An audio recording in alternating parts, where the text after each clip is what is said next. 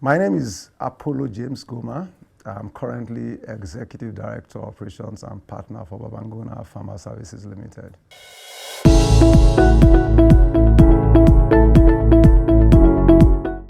What I always tell them first, before you even come out of school, you need to understand what you want to do. For the average person, it's not all about looking for a job or what. The question is that, have you defined what they declare your a personal vision for yourself? What should drive you is your vision. Like I always use this, if you read 7 Habits of Highly Effective People, and I said, Stephen Covey, his first habit is proactive, always think ahead, which is, the second one actually typifies what he says about vision, which is begin with the end in mind. He said, consider yourself dead, about to be buried in a 6 foot deep. What would you want your life story to be? You need to plan to be that person today. If you don't have a plan, you're not going to be able to achieve anything. So the problem with the Nigerian graduate is today, there is no clear-cut plan. People are just roaming around looking for a job. If you want to develop a career in a certain type of industry, you need to have planned and defined how you will evolve. If you want to run a business, you need to, the type of choices you make is a function of the plan that you have. If you don't have a plan, then you'll be hovering up and down. You would. If you want to get into, for me, for instance, if I use myself as an example, I defined a clear-cut of what I wanted to achieve in the next 15, 20 years, as early as when I left school. So I was clear I was going to, because I knew the type of person. I'm not too much entrepreneurial. I'm a corporate. So I said I wanted to get into corporate employment, get into one and rise up to the position of CEO or what do they call it, executive director in any of the top corporations within a certain number of years. And so for that to happen, first of all, I need to start looking for jobs in the areas where you have those type of organization. That's the first thing I started. Secondly, I had to define that for it to happen, because I want to get to the top, it means every 2 years I must get promoted. If I don't get promoted after every 2 years, then I need to seek for options. And for me to get promoted after 2 years, that means while other people are giving 100%, I have to give 220%. So those were the key things that were quietly outlined for me. And that's how my career evolved. From Coca-Cola, when I was making decision to leave after 2 years and 5 months, Nigerian bottling company, people thought I was crazy. But I knew what I wanted to do because it was right. When I left for UAC as management trainee, spent about 7 years and 8 months and was leaving for the oil industry. It was clearly planned. When I left Schlumberger after 7 months, why did I leave? Schlumberger is a very top company, top multinational oil servicing company. Everything was there for me. You will not lack salaries, you have wonderful allowances or whatever. But in Schlumberger, I realized I was not an engineer. And if you're not an engineer, you're a second-class citizen, you cannot rise to the top. Or maybe it's going to be much difficult for you. And because I had a clear-cut vision of what I wanted to achieve, in 7 months, I walked out of there, and people were wondering, why would you walk out? But it's driven by my personal vision. The problem with most youth today is that they don't, from beginning, have a clear definition of their personal vision. It doesn't come easy when you do it, because for me to get to this level, my first job, real job, was Coca-Cola. But I actually did something very, very small before then. In Jos, because I realized the top jobs are in Lagos, I have to go for interview. My dad died when I was in secondary school. I had 2 wives. We had 10 kids. My mom was a housewife. There was no money. So I had to go and work in a company where my brother was working as a casual store assistant in Jos, loading and offloading trucks and cleaning the floor. Why I was doing that one is just to ensure that I get paid, and if I have an interview aptitude test in Lagos, I can get to Lagos. That was what was driving me. The point is that today's graduates do not sit down and think long term what they want to achieve.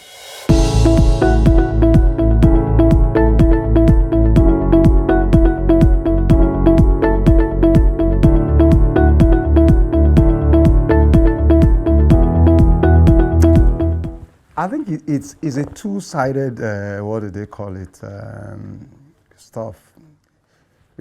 What I would say is that while you have quite a couple of young graduates that have this, what do they call it, characteristics or these attitudes, I think it's a responsibility of, what do they call it, the employers to actually work on changing their mentality and developing their capacity. The problem with most employers today is that in their recruitment process, they don't actually define what they're looking for and then try to do an assessment of the candidate to understand the gaps that the guys have and what they need to work on to develop. My experience over the years have shown that there's no type of, what do they call it, that you cannot work. If I take the Niger Delta, for instance, where people say people are useless and cannot work, and my experience, as early as when I was head of supply chain, I started engaging community people where people feel people had no capacity. And I can tell you, all the people, even though initially they might appear not too strong, if you give them the right guidance, all the people I employed were, what do they call it, did very, very well. Eventually, when I grew up to be group head of shared service, I continued to engage, ensured that for every level of employment that is a fresh graduate, at that point is strictly restricted to the community. The most instructive part was at the end of when I became chief operating officer, we were going to do a recruitment for engineers, and by legislation, it was necessary that about 28 out of 53 candidates must come from Rivers and the community. It was something that was always very difficult to achieve. But guess what? It would have been easy after the first test, where we had only about 7 people, to say, it's fine, we can go ahead. But I insisted, and it took HR 6 months, 4 different tests for us to find the 28 people.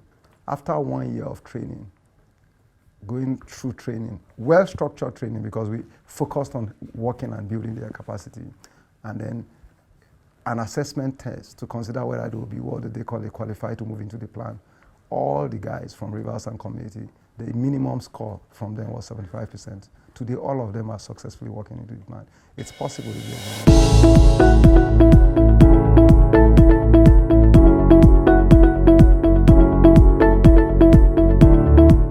One is misplaced priorities, because like I say, people don't think beyond the short time. Secondly, also, I think we have a fundamentally flawed system, because why you find people ready to do menial jobs in those areas is because those menial jobs actually give you a life.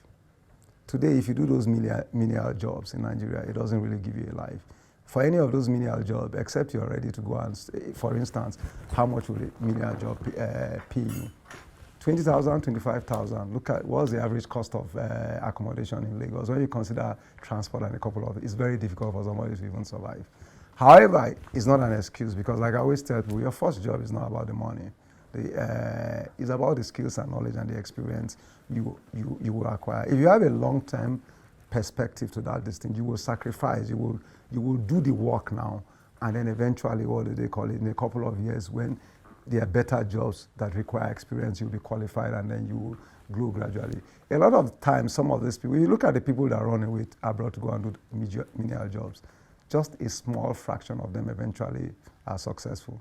A good number of them come back with their tails behind their back in later years. A couple gets successful, but the lure is the immediate fact that I can live a decent life with a menial job abroad than Nigeria, where it's tough to survive. But in the long term, I think it's still beneficial for you to do that menial job, gather some experience. Sometimes even those, depending, and one of the things with people is that you take up a job no matter what. I remember when I was in, I'll share an experience, the job in my, what will I call it, in my brother's office, where I was doing casual, and the storekeeper was a school start holder. I had visitors, ladies. I was a young man, bachelor. I had lady visitors, and then what happened? The storekeeper came to me and he said, "Go and clean under my table and some other stuff."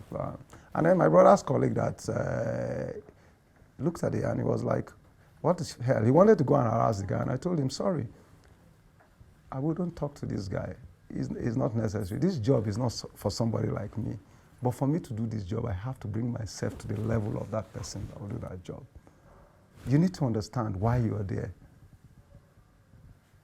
And then take that air. Because sometimes the opportunities you see, somebody will come and say, "Oh, this guy, the way you clean is different from somebody. You have this wonderful, are you really, oh, I'm a graduate. The reason why opportunities can come from that." But people don't understand it. You go with a chip on your shoulder, and then every person sees you brooding. There is no way you get out of that situation.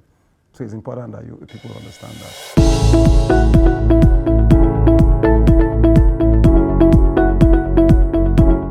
It's a combination of both. First of all, we don't have enough jobs in this country. If you look at the rate at which our population has grown over the years, it's estimated that the population is about 185 million people. That is very, very huge. Employment rate today is about 14.2%.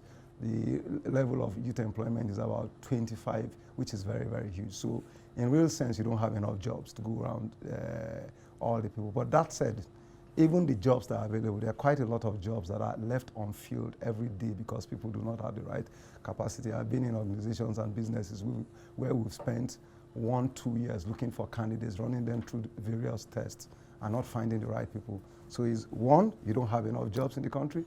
Two, even for the jobs that you have, many people are not prepared for those jobs. And then many people also believe that if you don't have somebody or if you don't know somebody, you cannot get a job of merit. And that mental block is actually affecting a lot of people.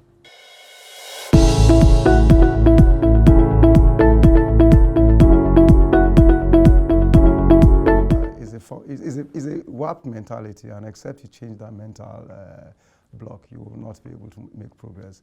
I've had a discussion with quite a lot of graduates. One or two of them have actually changed their perspective after going through. The truth about it, even if you have connections, in most cases, what somebody can do for you is to actually put your CV and get you shortlisted. The rest after, it's your own ability that is going to make the difference. It is not that there are no jobs that are actually gotten because you know somebody, but they are very, very few. The question is that why should you even focus on that? It is not under your control. I actually tell people, I use an example. I say, okay, just assume somebody in an organization, maybe somebody like me in an organization, I could be an executive director. I have a colleague that is CEO. We have members in the board, maybe about 10, 15. If we're looking for 10 people, for instance, first of all, if you start from the CEO or the chairman or other board members, how many people do you know? How many people do I know? What is the level of knowledge that I know? The chain is so wide that you don't even have any control over it. What you have over control is your ability. I always tell people, even if you think that there's, what do they call it, connection in any way, when you go for a test or an interview, if the cutoff mark is 60 and you score 70 and somebody gets 55 or 58 and he knows somebody and they take him, then instead of brooding, focus on standing out from the crowd. Next time, target 90. Make them have no option than to take you. Because when you target 90, there will be a place for you. But the truth about it, there are a lot of organizations that today recruit 100% on merit. There are a lot of people that do not know any person that are in very, very good jobs today. So it is not an excuse for any person. It is how just to get yourself prepared. People come out of school, they don't know how to organize, how to create a successful CV, how to prepare for pre-employment aptitude tests. They don't spend their time. Today you have the wide net. You have all the gadgets in this world, but rather than spend it to check, prepare themselves for psychometric aptitude tests and all the stuff on the net, people are more interested in Yahoo, Instagram, and then Facebook. That's where the problem is. It's not a question of connection. Rather, it is the other, sometimes people that are from very wealthy, we've seen a lot of families that were wealthy, the kids are today struggling and suffering because sometimes they get very, very wrong orientation. If I come out of school and my father is very rich, probably is an executive director in one of the top agencies and we're living in Ikoyi, we have about 3-4 cars. I come out of school and I have a car to ride. I have 20,000 allowance every week. I can take my girlfriend out for dinner or whatever. If I see a job of 20,000, I'm not going to take the job. And so what it does, after 1, 2, 3 years, you don't have any job, it becomes more difficult for you to do a job. I always tell people, when you see a job of 20,000 today, you say you don't want to do it. Tomorrow, when there's a job of 500,000 that requires 2-3 years experience, is the person that took the 20,000 job some years back that is qualified for that job. So the key is information. That's why the Bible will tell you, my people perish for lack.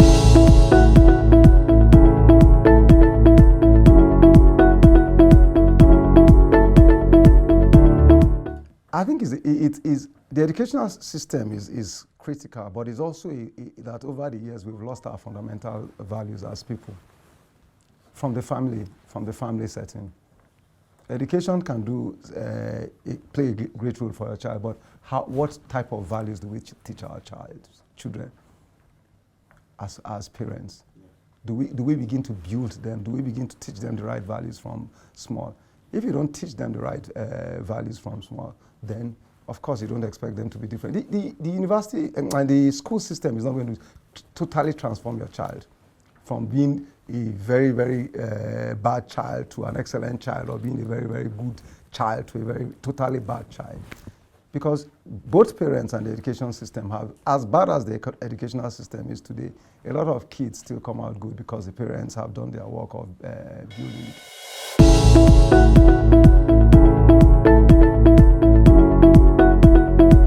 Advancement, for me, I think is positive. As you lose jobs, other jobs are being created, other means of engaging people. What is fundamentally very wrong is when you remain static. For every individual, you need to be dynamic in your ways, in your thought process, in the things you want to do. If you're doing a business, you need to think about what the future holds for that business. When you remain stagnant, that's when you'll be cut off. Even the person that sells recharge cards can still sell recharge card online if you create the right, if you have the right knowledge and you create the right technological platform, you can be engaged. So I don't think technology itself, why it might reduce the number, I think it also brings on board a lot of opportunities. The important thing is your mentality and the mindset of the people to take advantage of the advancement of technology.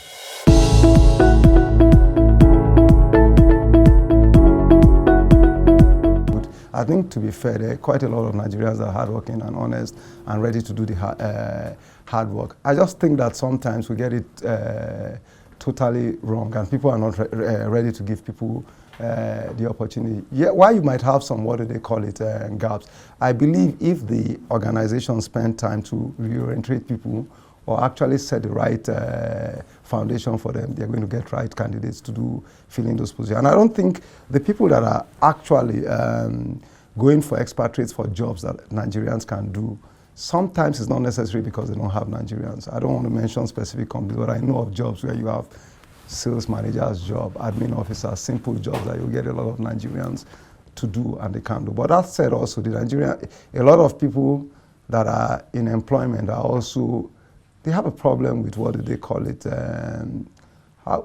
commitment, and then also the issue of integrity. And I think that's one of the things we need to help ourselves with, because a lot of people get into roles rather than build a career and try to increase their income by growth in career. A lot of people are focused on, sometimes some of us, when we talk, people say, you can't survive on your salary, you need to do deals. Why should you be in a job because of deals? If the job does not pay you well enough and you think you cannot this thing, you look for somewhere else to go and do another job rather. And so you have a problem. That's why you find out that even for very, very senior roles, a lot of organizations, multinational organizations, have tried to move from expatriate MDs to Nigerian MDs. And a lot of time, they've gone back to expatriates, not because the Nigerians are not qualified or do not have the right competence, but there's an issue of integrity.